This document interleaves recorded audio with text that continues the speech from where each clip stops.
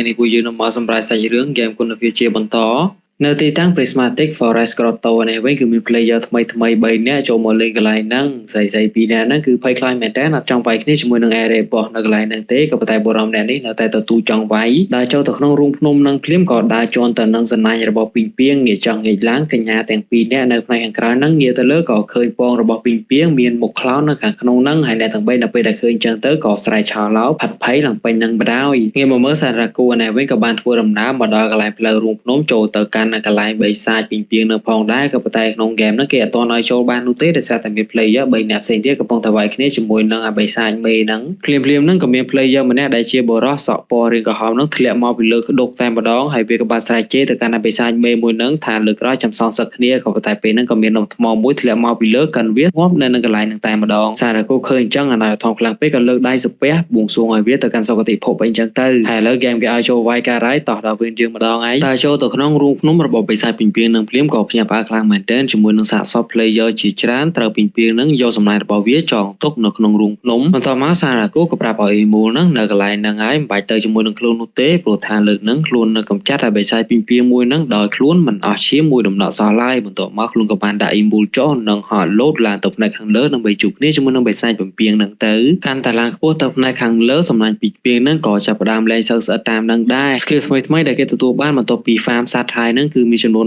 5 skill ទាំង5នោះគឺមាន Rush Slash Quick Spin Loop Slash level 5 Access level 6និង skill ចុងក្រោយគឺ One Bolt Leap ពេលហ្នឹងស្រាប់តែមានថ្មមួយធ្លាក់មកពីលើយ៉ាងធំដែលសត្វពីពីហ្នឹងទម្លាក់មកដើម្បីកម្ចាត់សាន់រ៉ាគូក៏បានប្រើប្រាស់ skill One Bolt Leap ដើម្បីធាក់ខ្លួនពីផ្នែកម្ខាងទៅផ្នែកម្ខាងទៀតគេចពីដុំថ្មមួយហ្នឹងបានយ៉ាងងាយស្រួលឡើងទៅដល់ផ្នែកខាងលើទៀតខ្លួនក៏បានទៅឈរនៅលើសំណាញ់របស់វាហើយវាអត់ស្អិតទៀតទេព្រោះថាសំណាញ់នៅផ្នែកខាងលើហ្នឹងវាមិនសូវស្អិតតមកសាន់រ៉ាគូក៏ activate Access skill ដើម្បីឲ្យការ attack និង character power របស់ខ្លួននឹងខ្លាំងជាងមុននិងសម្រុកចូលទៅវាយគ្នាជាមួយនឹងបិសាចពីងពីងនឹងតែម្ដងហើយពីងពីងនឹងក៏បានទម្លាក់ដុំថ្មមកជាច្រើនម្ដងទៀតសាន់រ៉ាគូក៏កិច្ចវាបានអត់មានបញ្ហាអីទេដល់ថ្មដែលធ្លាក់មកដល់ក្រោមនឹងអេមូលក៏រត់គេចឡើងប៉ាកញ្ញាមីពេញនឹងឥឡូវនេះសាន់រ៉ាគូក៏បានមកដល់ទីតាំងរបស់បិសាចពីងពីង The Clown Spider នឹងមែនតើណៃខ្លួនក៏បានប្រើប្រាស់ Loop Slash ដើម្បីកាត់ជើងម្ខាងរបស់វាដាច់ទៅបន្ទាប់មកក៏បានប្រើប្រាស់ skill Rush Slash ចាក់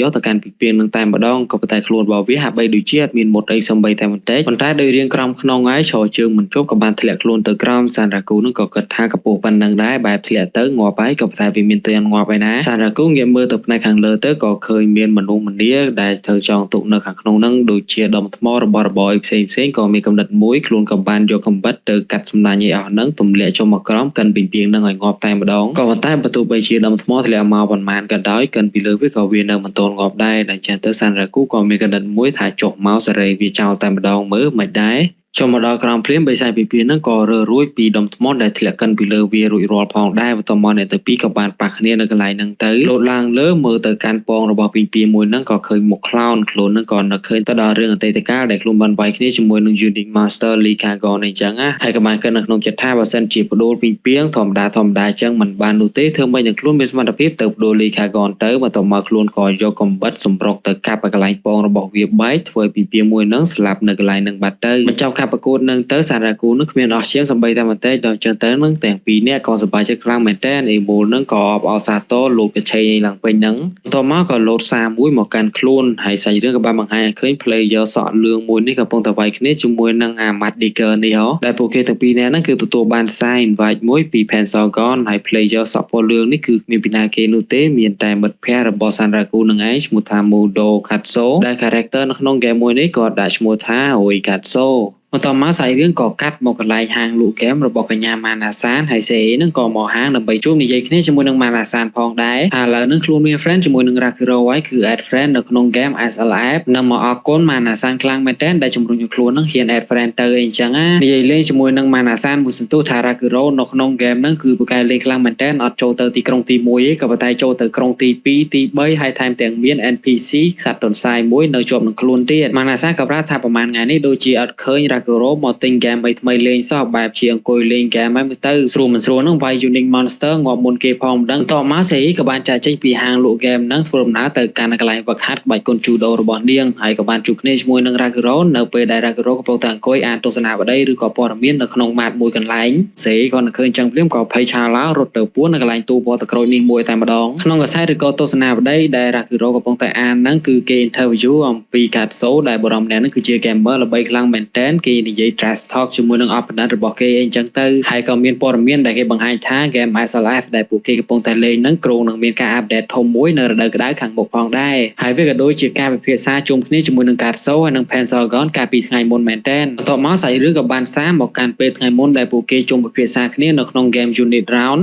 គ្រាន់តែចូលហ្គេមហើយ invite គ្នាចូលជួបគ្នា3នាក់ភ្លាមពួកគេក៏បង្អាប់គ្នាលេងទៅមកថាការពីលេង Unique Round នឹងដំបូងមិនខ្លាយអញ្ចឹងទៅតមក Pencil Knight ដែលឈ្មោះរបស់គេនៅក្នុង SLF ជា Pencil Gun នឹងបាននាំអ្នកទាំងអស់គ្នានិយាយរឿងសាច់ការត្មងទៅកុំលេងសើចច្រើនពេកមូលហេតុដែល Pencil Knight ដែលនៅក្នុង SLF ហៅថា Pencil Gun ហៅអ្នកទាំងពីរឲ្យមកជួបគ្នានឹងគឺចង់រួបរวมដៃគ្នាកម្ចាត់ Unique Monster មួយដែលមានឈ្មោះថា Vedamon the Tom Guard ថាសូគ្រាន់តែលើដំណឹងតែតនឹង Unique Monster ភ្លាមខ្លួនក៏ចាប់អារម្មណ៍បដ ாய் ទៅចូលលេងផងឥឡូវហ្នឹងមកបបួលវាយមេឯណាប៉ុន្តែសាន់រ៉ាគូរៀនស្ទាក់សើចិត្តដោយគិតថា Pentagon នាំគ្នាមកហ្នឹងគឺដើម្បីកម្ចាត់ពួក clan ផ្សេងៗនៅក្នុង SLF តាលើកនេះគឺមកវាយគ្នាជាមួយនឹង Unique Monster តែម្ដងហើយខ្លួនក៏លើកមតិបកែកប្រាប់ទៅថាវាយគ្នាជាមួយនឹងអាប៉ែហ្នឹងមិនទៅដោយសារតែ Unique Monster Vedamon the Tom Guard មួយហ្នឹងខ្លួនមិនដែលទាំងស្គាល់ផងហ្នឹងហើយគ្នាមានតែ3នាក់ទៀត Pentagon ក៏បន្តនិយាយថាដើម្បីយកឈ្នះ Vedamon the Tom Guard ហ្នឹងបានមិនសំខាន់គ្នាច្រើនអីទេព្រោះថាខ្លួនហ្នឹងធ្លាប់រួមដៃគ្នាជាមួយនឹង Asura Kai ម្ដងដែរមានគ្នាដល់ទៅ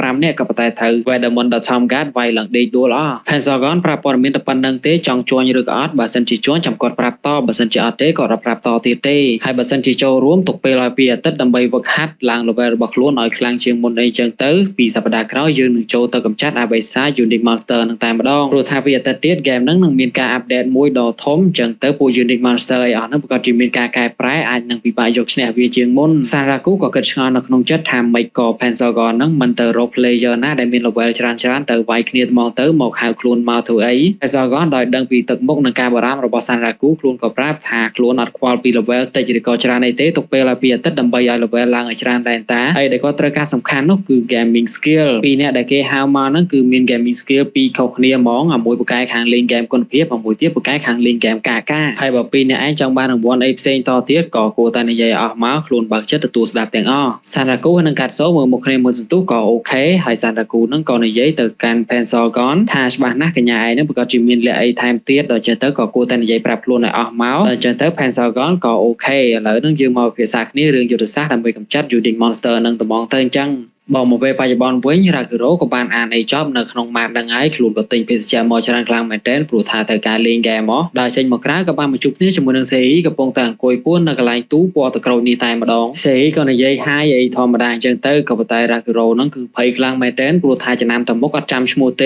េធ្លាប់រៀនជាមួយគ្នាកាលពីឆ្នាំមុននោះក៏ប៉ុន្តែឥឡូវហ្នឹងដូចជាភ្លេចឈ្មោះបាត់មិនដឹងជាឈ្មោះស្អីអង្គុយនឹកមួយសន្ទុះចោលឡើងក៏ចាំឈ្មោះបដ ாய் ញ៉ាំម្នាក់ហ្នឹងគឺមានឈ្មោះសេរីនឹងឯងបន្ទាប់មកអ្នកទាំងពីរក៏បានប្រស័យតាក់ទងគ្នានិយាយចោលឡើងជាធម្មតាអញ្ចឹងទៅតមកសេរីក៏លើកនិយាយថាខ្លួនដឹងពី Manasan ថា Raguro ឯហ្នឹងក៏ចាប់ផ្ដើមលេង SLF ដែរមែនពួកឯប្រុសរបស់យើងក៏ឆ្លើយថាអូខេដល់អញ្ចឹងទៅ Ray ក៏ពពួលថាថ្ងៃណាមួយក៏គួរលេងហ្គេមជាមួយគ្នាអីព្រោះថាខ្លួនហ្នឹងក៏ចេះលេងហ្គេមមួយហ្នឹងដែរតែពេលហ្នឹង Raguro អត់បានស្ដាប់នោះទេដោយសារតែមានសម្លេងសារមួយលោតមកខ្លួនញឹកញាប់ខ្លាំងមែនតើខ្លួនក៏ឆែកមើលទៅគឺជា Pentagon ដែលពពួលចូលហ្គេមឲ្យលឿនដល់អញ្ចឹងទៅ Raguro អត់បាននៅឈរនិយាយគ្នាជាមួយនឹងសេរីយូរនោះទេខ្លួនក៏សុំចេញទៅមុនហើយសេរីណេះក្រែងចិត្តគេផងអីផងអោនសុំទោសឡើងពេញហ្នឹងដែលថារំខានគេអញ្ចឹងទៅប៉ុន្តែប៉ុណ្ណឹងក៏សប្បាយចិត្តដែរលោកហើយតាមក្រាស់យូរហើយគិតថាថ្ងៃហ្នឹងគឺបាននិយាយគ្នាប្រោកប្រាច្រើនខ្លាំងមែនតើឃើញ Raguro ហ្នឹងទិញភេសជ្ជៈកម្លាំងទៅច្រើនកំប៉ុងទៀតបែបជាទៅទុកត្រៀមលេងហ្គេមឡើងពេញហ្នឹងហើយមើលទៅតមកនេះក៏បានធ្វើដំណើរចាក់ចេញទៅកន្លែងវឹកហាត់ជូដូរបស់នាងបន្តទៅមកដល់ផ្ទះភ្លាម Raguro របស់យើងហ្នឹងគឺកូនល្អខ្លាំងមែនទែនគ្មានធ្វើអីទេគាត់ភេសជ្ជៈផឹកហើយក៏បានពាក់ VR ដើម្បីចូលហ្គេមលេងធម្មតាអញ្ចឹងទៅឲ្យភ្នែកមកនៅក្នុងហ្គេមគឺខ្លួនកំពុងតែដេកនៅក្នុងផ្ទះរបស់ទឹកដី Rebetusa ហើយ Emu ហ្នឹងក៏នៅខាងក្នុងហ្នឹងផងដែរបន្ទាប់មកខ្លួនក៏បានប្រាប់ដំណឹងមួយទៅកាន់ Emu ថាដំណឹងហ្នឹងគឺពិសេសខ្លាំងមែនទែនរយៈពេល2សប្តាហ៍ទៀតខ្លួននឹងទៅវាយគ្នាជាមួយនឹង Unique Monster មួយដែលមានឈ្មោះថា Vedamon the Tom Guard Emu គ្រាន់តែលឺអញ្ចឹងភ្លាមក៏ចាប់ផ្ដើមភ័យឆាឡាបដ ாய் ហាក់បីដូចជាមានរឿងអីកើតឡើងជាមួយនឹង Unique Monster ដែលមានឈ្មោះថា Vaidemont the Tom កាអញ្ចឹង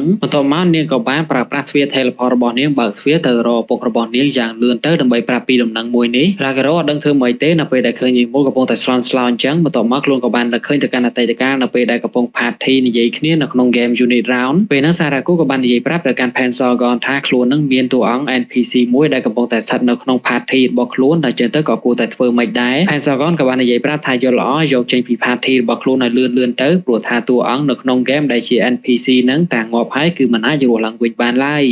ហើយអេពីសូតនេះក៏បាន slash នៅត្រឹមនឹងសិនទៅអរគុណអ្នកទាំងអស់គ្នាណាដែលបានតាមដានស្ដាប់បើសិនជាចូលចិត្តកុំភ្លេចចុច like និង subscribe ឲ្យ admin មួយមកពួកយើងនឹងជួបគ្នាម្ដងទៀតនៅវីដេអូក្រោយ